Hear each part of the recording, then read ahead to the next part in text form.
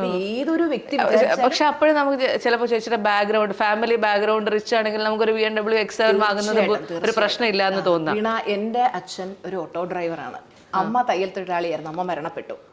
അപ്പോൾ ഞാൻ അത്രയും ഒരു പാവപ്പെട്ട ഫാമിലി ബാക്ക്ഗ്രൗണ്ടിൽ വീട്ടിൽ എന്നും കേട്ടോളാം, മക്കളെ നമ്മൾ പാവപ്പെട്ടവരാ, വലുതൊന്നും സ്വപ്നം കണ്ടത് നമ്മൾ എപ്പോഴും പറഞ്ഞു പഠിപ്പിക്കുക, താഴേക്ക് നോക്ക്, വലുതൊന്നും സ്വപ്നം കണ്ടത്, പണക്കാരൊക്കെ അവർക്ക് ഭാഗ്യം കൊണ്ട് അവർ പണക്കാരായത് എന്ന് പറഞ്ഞ് പഠിപ്പിച്ച് ചെറുപ്പത്തിൽ മുഴുവൻ ഈ നെഗറ്റീവ് കേട്ട് കേട്ട് കേട്ട് വളർന്ന. പക്ഷെ എൻ്റെ ഉള്ളിൽ ഞാൻ പറഞ്ഞില്ല, എനിക്കൊരു സ്കൂളിൽ ജോലി ഉണ്ടായിരുന്നു, കൊറോണ സമയത്ത് ആ ജോലി നഷ്ടപ്പെട്ടു. അപ്പോൾ ആ ജോലിക്ക് വേണ്ടി ഞാൻ പല വാതിലും മുട്ടി നോക്കി, എങ്ങും ആരും വാതിലുകൾ തുറന്നില്ല. അപ്പം ഞാൻ വിചാരിച്ചു, എന്തുകൊണ്ട് എനിക്ക് സ്വന്തമായിട്ടൊരു വാതിൽ സൃഷ്ടിച്ച് ഒരു ഓൺട്രപ്രണറായി മാറി നിരവധി പേർക്ക് തൊഴിൽ കൊടുക്കുന്ന ഒരു സംരംഭത്തിലേക്ക് എന്തുകൊണ്ട് എത്തിക്കൂടാ? അങ്ങനെയാണ് ഞാനൊരു സംരംഭകയായി മാറുന്നത്. കോച്ചിങ്ങിന് പുറകെ നമുക്ക് വേറെയും ബിസിനസ്സുകൾ നമ്മൾ ഇതിലേക്ക് വന്നതിന് ശേഷം സ്റ്റാർട്ട് ചെയ്തു. ഇന്ന് അതെല്ലാം സക്സസ്ഫുൾ ആയിട്ട് പോകുന്നു. അപ്പോൾ ആ ഒരു രീതിയിലേക്ക് എത്തി. നമ്മൾ എത്തിക്കഴിയുമ്പോൾ മറ്റുള്ളവർക്ക് പറയുമ്പോൾ വീണ എൻ്റെ ലൈഫ് നോക്കുകയാണെങ്കിൽ വീണക്കറിയാം, അത് ഒന്നുമില്ലായ്മെന്ന് കയറി വന്നിട്ടുണ്ടെങ്കിൽ തീർച്ചയായിട്ടും എനിക്ക് മറ്റുള്ളവർക്കും പറഞ്ഞു കൊടുക്കാൻ പറ്റും, നിങ്ങൾക്ക് അത് ആ ലെവലിൽ എത്താൻ പറ്റുമെന്നുള്ളത്.